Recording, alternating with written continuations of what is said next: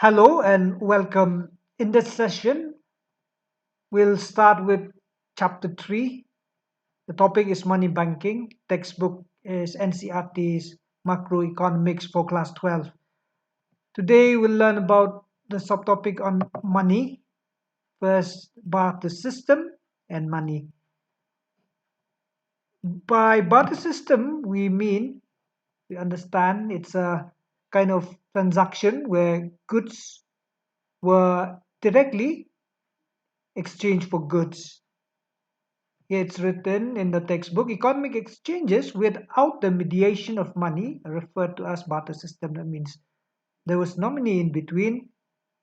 And if goods were to exchange for goods, it gives rise to this first problem, that is the double coincidence of wants. If you want to exchange your goods that you have and you want something else that you don't have, that means you have to find that person. That's why this system is not feasible. You have to, it is a waste of time. No? You have to find that person, and that person also needs what you have. So here there is a problem in the system. Thus, to smoothen the transaction, an intermediate good is necessary which is acceptable by both parties. That means there must be something in between what you have and what a person has. No? That's why to smoothen, to make transaction easier, we need that intermediary. Such good is called money. It means if I have a commodity, I'll sell it and earn money. From that money, I'll buy the things that I want. I need not carry my commodities, my goods that I have, and go to the market and find a person that have what I need, what I want. It's not it. So that is why there is the need for money. There is the existence of money. Barter system has this first limitation. Okay, so to know the meaning of money, we need to go first to the functions of money. Okay, the first function money is written here. The first and foremost function role is the medium of exchange. Why medium of exchange? Because like we've learned, barter system becomes extremely difficult, especially in this modern economy. It's large. There will be huge costs for people to incur by looking for suitable person to exchange what they have. So that's why we have money. And the first function is medium of exchange. And another problem with the barter system is that it's difficult to divide the commodity that you have. And to exchange commodity, at times there is no common measure to exchange one good for another. Sometimes you exchange a kg of rice with a kg of chili, sometimes a kg of rice with kg of salt. There's no common measurement of value. But with the help of money, we can solve all that. The second function of money, that's why, is it acts as a convenient unit of account. That means the value of all goods and services can be expressed in monetary units. You can exchange all those goods through the measurement of money. So that's why this unit of account is also the measure of value. Example given here is if the price of the pencil is 2 rupees and pen is 10, then we know that a pen is worth 5 pencils. If there is no money, we fail to get the accurate value of either pen or pencils. But with the help of money, we can measure value of all goods and commodities. So that is the second function. And what we've learned from this function that the money can undertake is that it solves the problem of a barter system, where in a barter system you don't have this common measure of value. Another problem that we have in a barter system is the problem of storage. because in a barter system you have to go to the market with goods and services. Not it? There will be stock of surplus, of goods and assets, no, that you have to keep, that you have to maintain, and in order to do that you have to spend. There will be cost involved, and as you know, especially agricultural products, they are mostly perishable, that you cannot be stored beyond a certain period. That's why there is a loss of value as well. But with the help of money, money is not perishable, money is durable.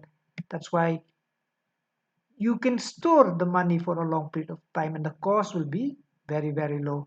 And even you store for a long time, it is also acceptable in the future. Thus, money can act as a store of value. That is the third function of money, the store of value. Wealth can be stored in the form of money for the future use. So this function of store of value solve the problem of a barter system where you have the problem of storing wealth. You have to store in physical sense. You have to store in terms of agricultural products, in terms of livestock. You have to feed them. There will be huge cost. There is a need for a very large space to store your wealth. But with the help of money, it's easy to store. It's very, very convenient.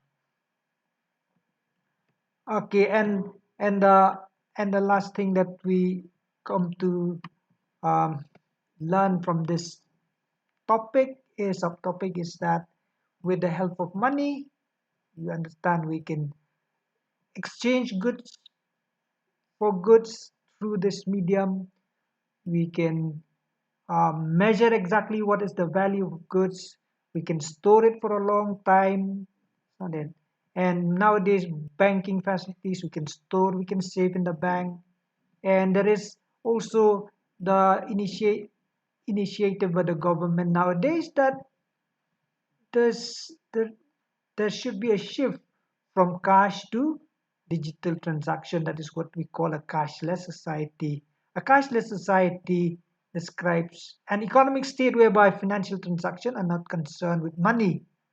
Of course, there is value, but we need not use physical money. Huh?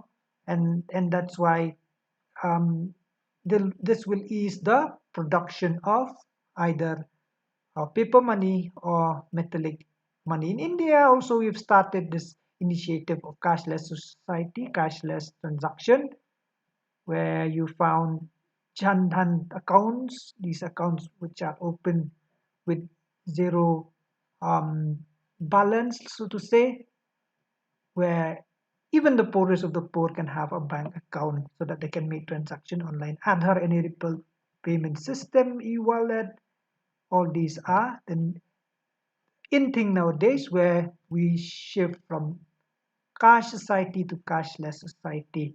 So what we have learned is the limitations of a barter system where you have seen, like what we have seen, there is a need for double confidence. Sometimes it's hard to find coincidence of ones where you want a commodity that others are willing to sell, to exchange. Limitation of no common measure of value. Sometimes you get more from the exchange, sometimes you get less from the same commodity. There is a problem of storage. It's difficult to divide, to split um, a commodity, but it's easier to do that in terms of money. You can split 100 rupees into 5 rupees note or 10 rupees note. You can do so. And also another limitation that we do not discuss here is the difficulty of deferred payment. When goods are exchanged for goods, there is no scope for payment in the future date. There is no scope for a credit system. But with the help of money, we solve all these 5 problems. So because of these problems, we have the functions of money. It acts as a medium of exchange, people accepting it.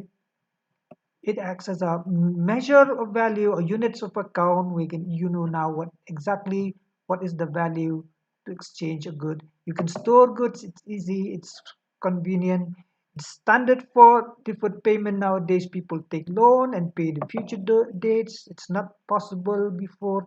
This function number 4 is very important because nowadays in order to do things we need to have a credit. It's not that, so that we can start business, you can pay in the future date. And lastly, even though um, there are many more functions, but for this class we'll say that the fifth function is transfer of value. You can transfer from one place to another without any difficulty.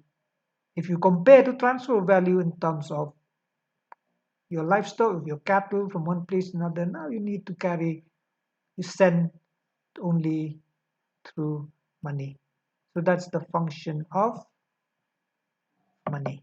So what you've learned is that from the function you can define money. You can define money. Money, a good money is that there is general acceptability. No one rejects it on the ground of genuine, whether it's genuine or not.